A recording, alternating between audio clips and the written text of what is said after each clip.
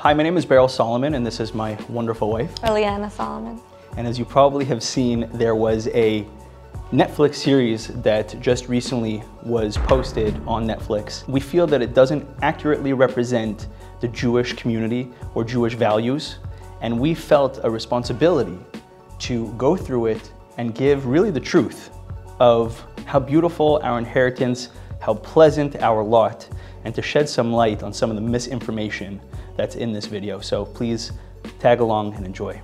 So, Mom, when we first got married, Ben and I had come to you. We didn't exactly know how things worked in the bedroom. You know, we came from a place where sex is so taboo. Okay, stop it. Okay, we already got to deal with this. So what she just said on the screen is where they come from, sex is taboo. And I want to address that in today's society, in today's culture, it's very common for people to talk about their sexual preferences, their sexuality out in the open. Judaism appreciates that sex is something between husband and wife, and something that is holy, something that is sacred, and something that deserves respect. For example, we don't watch pornography because we feel that sex is a holy union between husband and wife. And the reason why it's not spoken about in public is because we like to treat it with the respect that it deserves. Now in private, of course those conversations are had, of course it's explained, and of course it's not only just spoken about, but it's actually celebrated. It's a beautiful thing, you know, once you get married to, you know, have, like, you know, be with your husband, and it's an intimate time that a woman is not an object, and, you know, men really see women for what they are, for the beauty of them. Bridal teacher wouldn't even say the word sex, like really knew nothing. Ooh, I love this conversation. So we don't want to know personally about your experience, but if you sure could you tell don't want us. to tell you about Stop it, I think you should stop it. So she mentioned Bathsheba, they are the daughter of Julia, that when she got married, she had no idea anything about sex. She had a Kala teacher, a teacher that, you know, before you get married, that teaches you about everything. So it depends who you choose. Is the person going to be open with you and talk to you about things that are so important as we get married? The first night of the marriage, which is the night that the husband and the wife are exploring sex. So it is important to choose someone that you have to ask a lot to your friends who this person is, who's teaching you about marriage and about sex. It's so important. Not only is sex not a taboo, but like my wife mentioned, before the wedding, we have these classes which are called Kala classes and Chassan classes, and we actually teach how to have relations in a respectful way according to the way that we believe that God wants us to have them. You know, 69 is. No. What about shoes? Sexy shoes? He does like that. There you go. And when you've eaten that, it's hard to eat anything else. Yeah, so. You saw that? You heard that? Disgusting. It's coming. Next time we have bacon. Let's do one step at a time. Oh boy. Her husband at the table just said, let's eat bacon. He's not Jewish. One of the reasons why Jewish people try to marry other Jewish people is because our customs are different. We don't eat bacon. When you introduce somebody from a different culture, we don't want to impose our culture on anybody. If he wants to eat bacon, it's fine. But the problem is when it comes into the house and it starts sharing amongst the family. And this is common amongst every other type of people on planet Earth.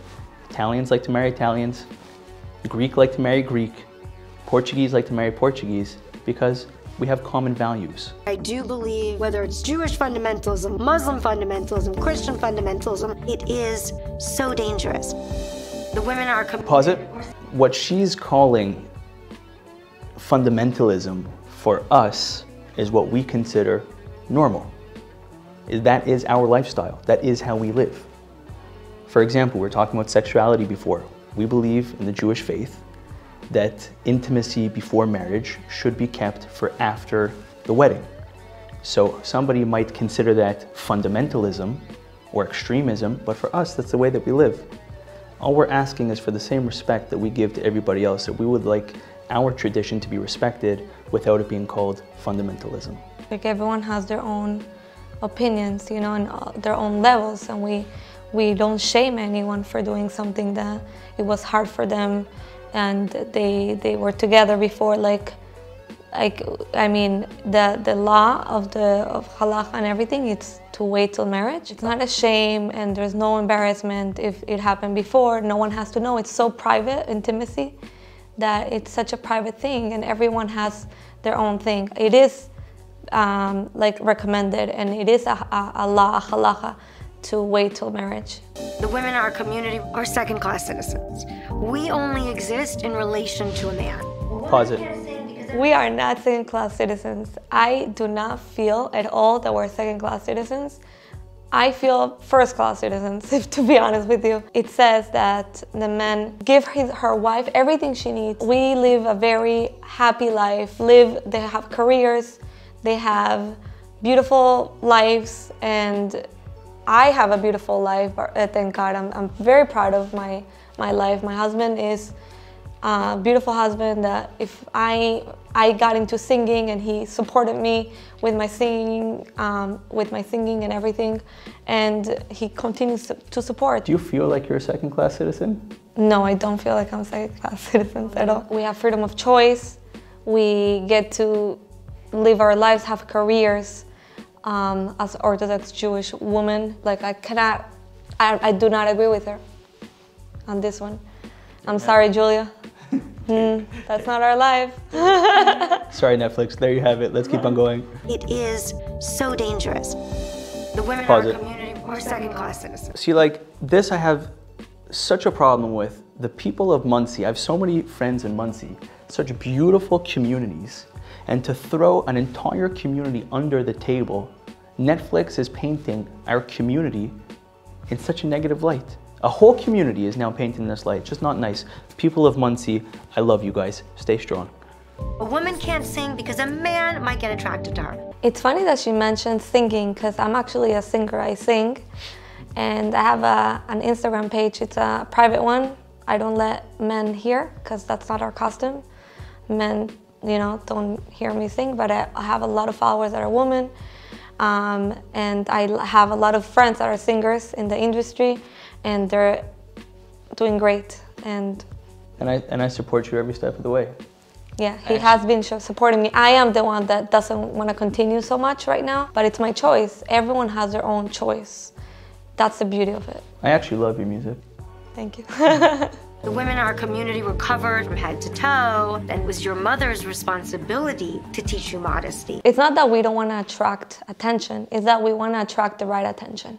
Do you remember when I first take off my wig, how angry at me you were? Yeah. We have no problem if somebody decides they want to take off their wig. We respect people in our religion, and that's okay, that's their decision. Our issue is with Netflix's glorification of these such stories. Your mother would dip your clothes in acid. What is Put it? them on your body, and so throughout the day, Acid. your body would decompose from the acid. And then the next morning, it would start all over again for thousands of years, or however many years hell lasts. I don't understand this.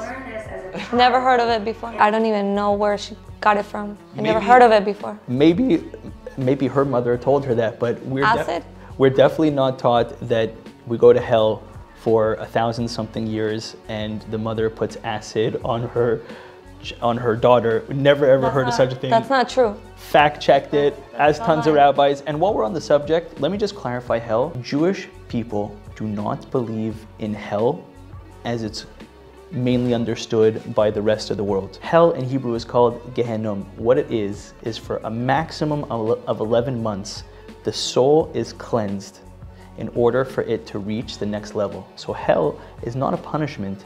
Hell is a way to cleanse the soul so that it could go and unite with God in the best possible way. Yeah, it's just a cleanse of the soul. There's definitely no acid from mothers pouring on their children for 1,000 years. Let's go. And I think that mindset's a little crazy. Well, we said it every morning, from the time you're a baby. What do you say? Thank you, God, for not making me a woman. Thank you very much. In our community... Okay, pause it. So a blessing that we make every morning, that men make, which is thank you, God, for not making me a woman, was taken completely out of context. Men in Judaism have more mitzvahs. We have more commandments. For example, we have to put on tefillin, we have to daven 3 times a day, Those are mitzvahs that we have that women don't have. Why? Because we believe in our tradition that women are on a higher level than men. Therefore, they don't need to do all those mitzvahs because they're already holding by that certain level. We just value our mitzvahs so much, they're so precious to us, that we thank God every day that we have the opportunity to do them. We're in a higher level. We're connected to God so direct that we don't have any mitzvahs of time.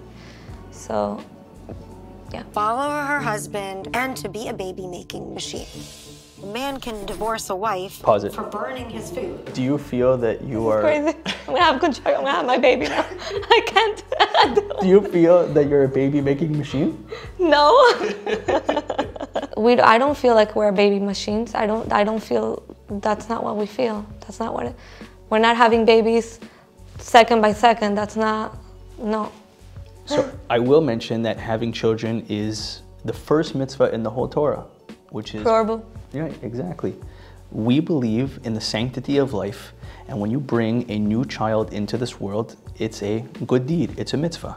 So we really do value bringing children into this world, but you know, you could label that in a beautiful way, and you could also call it a baby machine maker, just all how you spin it. A man can divorce a wife for burning his food, but a woman, even if she's being beaten, cannot divorce her husband.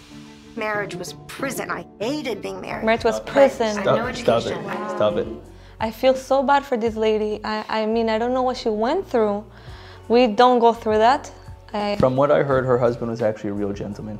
Really. A lot of people actually reach out to Beryl, like friends of hers, from that they said like her husband was the nicest man and he was a very good husband to her. A man can divorce a wife for burning his food. Okay, so again, this is a perfect example of quoting something out of context. One of our holy books called the Gemara says that if a woman burns her husband's food, then that is grounds for divorce. What does it mean when it says burns his food? If she intentionally burns his food in order to make his life miserable. Really, the sentence, if she burns his food, is just a saying, meaning there's a lot going on behind the scenes, that she's deliberately making her husband's life miserable. And if that is the case, then yes, he has a justification to divorce his wife.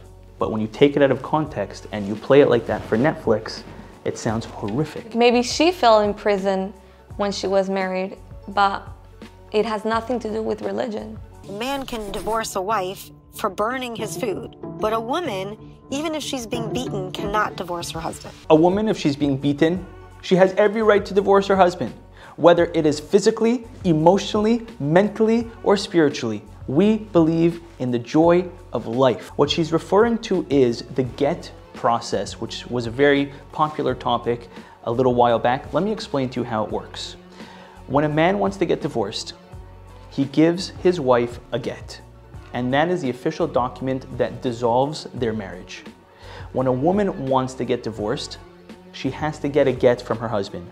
99.9% of time, the get is given with absolutely no problem because the husband doesn't want to be with her either. In the rare case, 0.00001%, the man is stubborn and he makes her struggle to get the get, which is eventually, in most cases, gotten anyways. For her to say that Jewish women being beaten are not allowed to get divorced is a complete falsehood and complete misinformation. Even if the man doesn't want to get divorced, they give the get. They give the get because his wife wants the get. And the community puts a tremendous amount of pressure on him to a point where we excommunicate him because we believe in the right of a woman to have what she needs to move on with her life.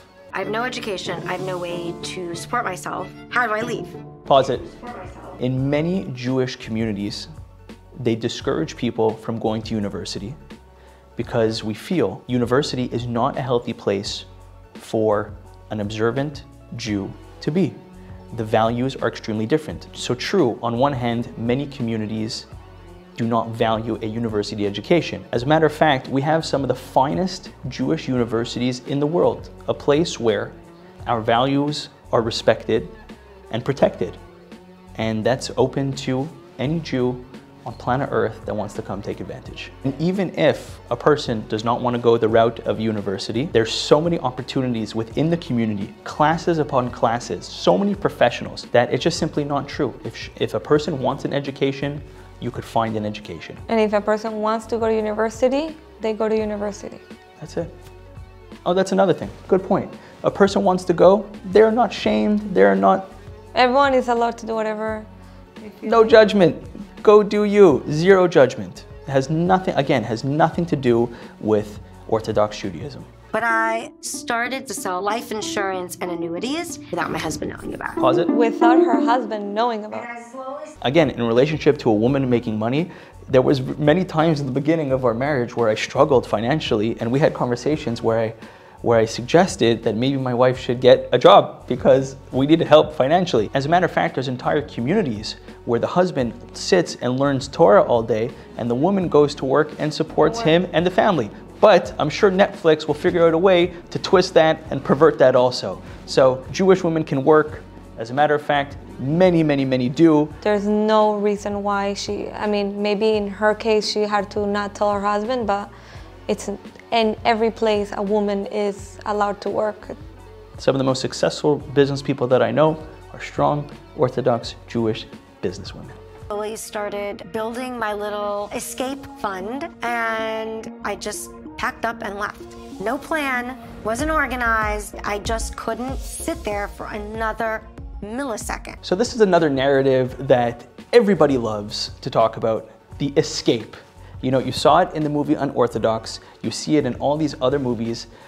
There's no fence around Monsey or Borough Park. I can assure you about that. Nobody is holding these people back.